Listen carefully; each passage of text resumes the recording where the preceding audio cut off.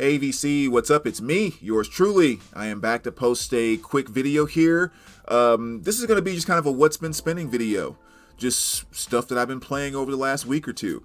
I've made some pretty big changes in my music room. I got some new shelves that a friend made for me and all of that. So I've been doing a bunch of and some big rearranging, and that takes a lot of time.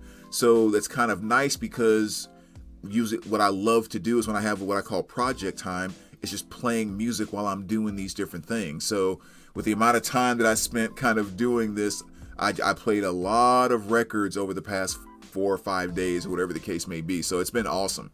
So I'm only going to show you maybe about half of what I've actually been spinning because it's been a lot. But let's just kind of dive right into it. We'll start off here with a little Mudhoney, and this is Super Fuzz Big Muff, and this is their release from 1988. Yeah, 1988. Really cool album, and kind of talking maybe to people that haven't heard of them before or heard of this album. The easy way I can kind of define this is, to me, it always sounds like Alice Cooper songs being done in a little more of a Nirvana kind of way. I mean, that's just how it comes across to me. But, definitely, very cool album. So make sure you check that out if you're not familiar with it. But that was a good spin because I haven't revisited that album in quite some time. And then you have a little Barber and Ernie, Prelude 2. And this is their release from 1971, I believe. Yeah, 1971. Again, another really cool album. Kind of more of I almost want to put it in a psych category, like a really, really light, but it really is kind of more flower power than psych. But again, the best way I would define them is if you take like the Fifth Dimension, but make them just a little more psych and almost like a little cooler, if you will. I mean, I like the Fifth Dimension, don't get me wrong, but a lot of times the Fifth Dimension was kind of more fun to me, like flower power fun, and this is more kind of like flower power chill kind of thing, like a little bit of a psych element, low-key psych element. But if you haven't heard this before, they do a great cover of Somebody to Love, the Airplane cover. So yeah, really cool album. Check it out if you're not familiar with it. Went back and revisited a little Rush, Roll the Bones. Of course, you guys know that album very well. And of course, the title track, Roll the Bones, is probably one of my top 10 favorite Rush songs. So I love revisiting this album. So that was good. Soul to Soul, A New Decade, another great album right there. This is from 1990. One of the bands that, I was into when they first came out. At least I had a number of cassette singles. You guys remember those. But this is a band that kind of really played between that line of, well, are you hip hop or are you R&B? Like, okay, there's a little bit of kind of both going on in there, and definitely kind of with that whole almost like Arrested Development type of back to knowledge, back to enlightenment, kind of approach to a lot of the subject matters that they talked about and that type of thing. But my favorite track off of here is the song Get a Life. That's always been my favorite song by them, and so that's on this album. So definitely a cool one to check out if you're into that type of thing. Dove into the Black Sabbath catalog and went back and pulled out Black Sabbath featured Tony Iommi. This is Seventh Star. One I'd kind of forgotten about because I had not listened to this album in so long.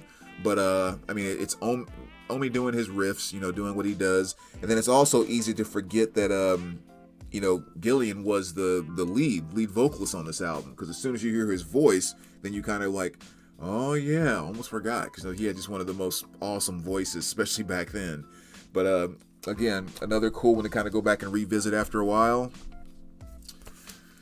Little Depeche Mode. You don't have to say anything about this one here. Violator, Personal Jesus, Enjoy the Silence, and Policy of Truth. Just a beast. Just one of the absolute greatest synth bands of all time. And that's, again, just talking about music here, that's one of the things I always loved about Depeche Mode, because obviously, they continue to do stuff in the 90s and on into the 2000s or whatever else. But, obviously they were also big in the 80s. But I thought the thing that always made them stand out so much is the synthesizer kind of dominated so much in pop music and new wave in the 80s.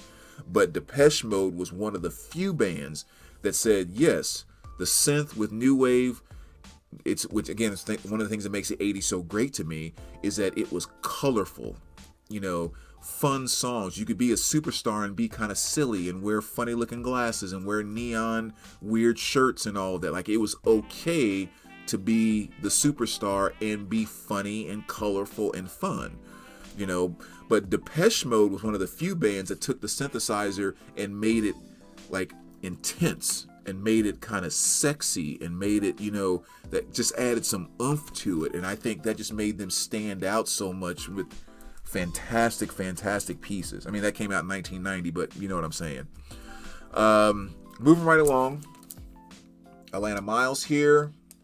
This is her release from 1989. Kind of somewhat of a bluesy / country rock mix of a lot of different things. And of course, on this, she had that big hit Black Velvet, which is kind of a cool song too, especially after, again, revisiting after not listening to it for a while. So that was also a fun spin. And my boy right here, Mr. Steve Winwood. I love me some 80s Winwood, man. Almost everything he did in the 80s is just golden to me. And Back in the High Life is no different. When you have amazing stuff like Higher Love, featuring Shaka Khan. Love that song. Back in the High Life is a great track. What was the other third big hit off? The Finer Things. I mean, Winwood is just a man. Love him to death. And then another man, the one and only Chris Stapleton. Actually looking forward to seeing him in concert in a couple months. But, Chris is just... If you have not heard this album for some reason up to this point in time, you definitely have to check this out. Because Chris basically has done a genius thing that to me is almost impossible to fail. I mean, number one, he is a great singer. I mean, so let's just kind of get that out of the way. He's a great singer. But more importantly, what he did was he took his voice and he decided, I'm going to take Motown style songs and sing them with a country flavor and twang, right? And that's just like when it comes to storytelling, there's oftentimes no better genre of music for storytelling than R&B and country when it comes to just the emotion and the power of storytelling, in my opinion. And Chris was just like, I'm going to take both of those and just floor you with them. And that's exactly what he did on this album. Incredible stuff like Broken Halos, Either Way. I mean, just the entire album. Again, if you haven't heard this for some reason, that is a must listen to. Even if you don't like it, you'll end up saying, but that was some good stuff, even though I don't necessarily like it or it's not my thing. Next here, Fleetwood Mac, Tango in the Night. Arguably my favorite Fleetwood Mac album. Not only are the songs great, but I love the production on this album. And of course you have great songs like Big Love, When I See You Again, another beautiful ballad. What else? Little Lies. Just all kinds of great stuff. Everywhere. But of course, my absolute favorite song off of this, and I say of course because I think it's probably my number one favorite. It's a top 3 at least. I'm going to say a top 3 at least. It's Seven Wonders. Love that track. Oh my gosh, man. I get goosebumps to the point where it hurts, like physically hurts to listen to that song sometimes. And so it's like one where you not only have the beauty of Stevie Nicks' vocal delivery, but then there's the part right after the chorus where like his guitar is answering McVie's keyboards, and like they're doing this little, it's almost like a conversation that I hear. And of course I can't sing it or whatever else, but it's right after they get out of the chorus, and it's just like 7 or 8 notes or something like that, but they're just answering each other back and forth, and oh man, it just sends chills down my spine. And then also there's kind of the magic in that production because the bass is so distinctively separate, the drums are so distinctively separate, and everything that they're doing, like if you focus on one instrument, you can clearly hear it with nothing getting in the way, but yet it's just such a cohesive thing that just flows together so well. I love the production on that album. So, okay, that's my ramble on that. I'll move on. Little LCD sound system, 4533. Another album that I still cannot explain why I like it. Because if there's one thing I don't like in far as genres of music, it's the whole techno house type of stuff, electronic repetitive beats and that type of thing. I've just never been a fan of, except on this album. And I don't know why, but I freaking love it.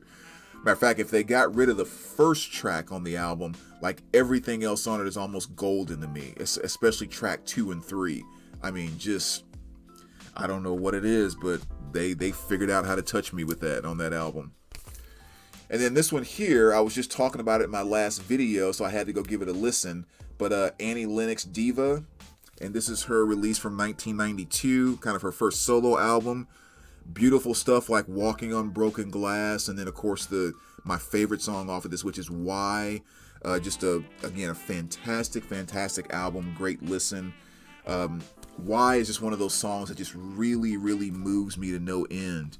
I think anytime you have those songs that are very passionate, when a person has kind of realized they're seeing their own faults, and then they're seeing how their faults have hurt or bothered other people, and then now they're feeling so sorry for what they are or what they've done or how they're feeling. It's just like a very vulnerable thing.